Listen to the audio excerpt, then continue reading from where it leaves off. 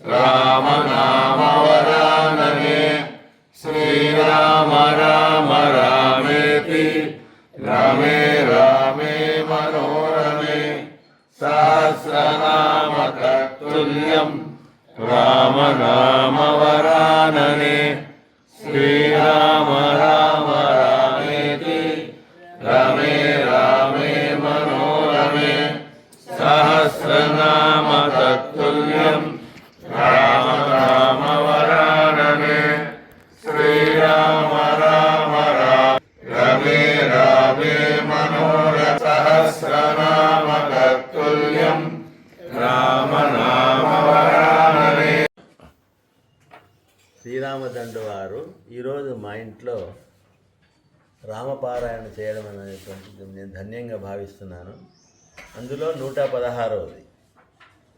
116 సంఖ్య మనకు అందరికీ తెలిసిందే. ఏమి ఇవ్వాలన్నా కూడా 116లు, 1116లు, 2116లు అంటారు కాబట్టి ఆ సంఖ్య చాలా శ్రేష్టమైంది. 8తో కూడుకున్నటువంటిది అది. అష్టాదశ శక్తి పీఠాలు ఉన్నాయి చూడండి. అట్లా ఈ సంఖ్య అనేది చాలా గొప్పది కాబట్టి మనం ఏమన్నా ఇచ్చేటప్పుడు కూడా ఇతరులు బాగుండాలి, వాళ్ళు క్షేమంగా ఉండాలనే ఉద్దేశం చేతనే ఆ అమౌంట్ కూడా మనం ఇస్తూ ఉంటాం. సరే, అది నా భాగ్యం అని భావిస్తున్నాను. అది అనూహ్యంగా జరిగినటువంటిది, కాకతాళీయంగా జరిగినటువంటిది, ఎవరో ఇంట్లోనే ఉండేటువంటిది, వాళ్ళకు అనుకూలమైన.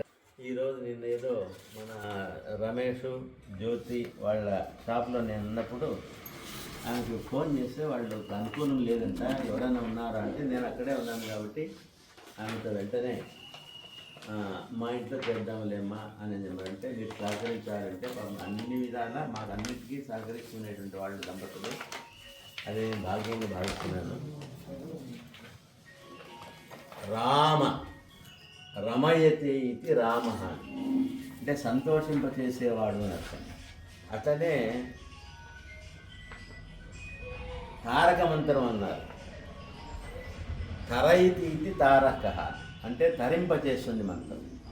అంటే తరింపజేయడం అంటే మనలో ఉండేటువంటి పాపాలను మనం స్నానం చేస్తే మన మలినమంతా ఎట్లా పోతుందో అట్లా తరింపజేసేది కాబట్టి తారైతి తారక మంత్రము అన్నాం మనం.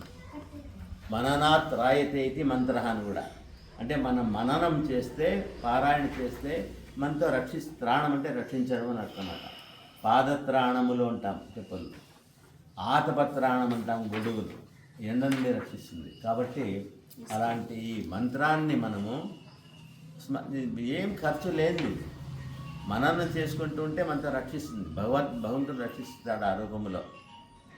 అందుకే కాళిదాసు కూడా ఏమంటా అంటే క్వసూర్య ప్రభవో వంశ క్వచాల్ప విషయామతి స్థితీర్షు దుస్తరం మోహాత్ ఉడిపేనాస్మి సాగరం అంటాడని. అంటే వాల్మీకి కూడా అంటే సూర్యవంశం ఎక్కడ, నేనెక్కడ, అది ఎట్లుందంటే సముద్రాన్ని ఓడ కాదు పడవతో దాటడానికి ప్రయత్నం చేసేవాడు ఎట్లా ఉంటాడో అట్లుంది నా పరిస్థితి అంటాడు. అంత పెద్ద ఆయన కూడా, అంత పెద్ద మహర్షులు కూడా ఆ విధంగా అంటారు. అంత గొప్పది అది, రక్షించేటువంటిది. కాబట్టి అందుకే మనము రామాయణాన్ని కూడా గాయత్రి మంత్రం చాలా శ్రేష్టమైనట్టు. అన్నిటికంటే నా గాయత్ర్యా పరమ మంత్రం. గాయత్రి మంత్రం కంటే మించినటువంటి లేదు. గాయత్రి మంత్రంలో 24 అక్షరాలు ఉన్నాయి. రామాయణంలో 24,000 శ్లోకాలు ఉన్నాయి. 7 సప్తకాండలు, 7 24,000 శ్లోకాలలో ప్రతి 1000 శ్లోకానికి గాయత్రి మంత్రంలో ఉండేటువంటి ఒక అక్షరం ఉంటుంది. 1వ శ్లోకంలో 1వ అక్షరం గాయత్రి మంత్రంలో ఉండేటువంటి 1వ అక్షరం. 2000 మొదటి శ్లోకములో 2వ అక్షరం ఉంటుంది. ఇట్లా 24 అక్షరాలను 24,000 శ్లోకాలలో వాల్మీకి గారు ఆ రామాయణాన్ని రచించినారు. కాబట్టి దానికి కూడా అంత పవర్. బీజాక్షరాలు అంటాం మనం. వాటి ఉన్నటువంటి గొప్పతనము హాం హ్రీం హ్రీం అని చెప్పి మనం అనేక బీజాక్షరాలు పారాయణ చేస్తూ ఉంటాం. అట్లనే ఈ రామ మంత్రం కూడా అలాంటిదే. అలాగే ఏ సందర్భంలో మనం ఎక్కడున్నప్పటికీ కూడా మన ప్రయాణంలో ఉండొచ్చు, వ్యాపారంలో ఉండొచ్చు, లేఖనో సమయంలో కానీ ధ్యాసను మన్నించకుండా ఈ మంత్రాన్ని మనం పారాయణ చేసుకుంటూ ఉంటే ఎటువంటి ఆటంకాలు లేకుండా చేస్తుంది. కాబట్టి దీనికి అంత ప్రాశస్త్యం వచ్చింది. అందుకే అయోధ్యలో కూడా బాలరాముని మన నరేంద్ర మోడీ గారు ప్రతిష్ఠింప చేయడము, నెక్స్ట్ మళ్ళీ సీతారామ లక్ష్మణుల భరత శత్రుఘ్నులతో పాటు ప్రతిష్ఠ చేస్తామని చెప్పిన అనేటువంటి సంకల్పం కూడా వాళ్ళకి ఉంది. ఇది మన దేశానికి, మనకు, మన ఊరికి, మనకు, మన కుటుంబానికి కూడా రక్షణ కలిగించేటువంటిది. కాబట్టి ఈ మంత్రాన్ని మనం అప్పుడప్పుడు మననం చేసుకుంటూ మనల్ని మనం ఉద్ధరించుకుందాం. అందులో భగవద్గీతలో ఉద్ధరేది ఆత్మనాత్మానం, నాత్మానం అవసాదయ్యేది అంటాడు. అంటే ఎవరికి వాళ్ళు ఉద్ధరించుకోవాలి.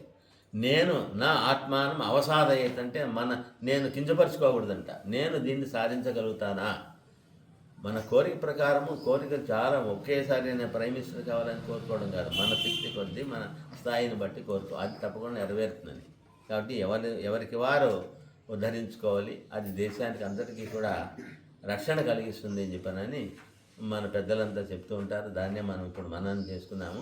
ఈ అవకాశాన్ని కలిగించినటువంటి ఈ కార్యవర్గ సభ్యులకి అందరికీ కూడా ప్రత్యేక ధన్యవాదాలు. అలాగే వచ్చినటువంటి వాళ్ళందరికీ కూడా మీరు రావడం అనేటువంటిది కూడా మనం పెద్దల్ని ఏమన్నా అంటూ ఉంటాం, ఋషులు వాళ్ళు వచ్చినప్పుడు మీరు ఒకసారి మా ఇంట్లో కాలు పెట్టండి అని. ఆ ఋషితుల్యులే మీరు ఇన్ని కార్యక్రమాలకు వెళుతుంటారు. కాబట్టి మీ అందరికీ ఇక్కడ వచ్చినటువంటి అందరికీ కూడా ధన్యవాదాలు తెలియజేస్తున్నాను. జై శ్రీరామ్. జై శ్రీరామ్.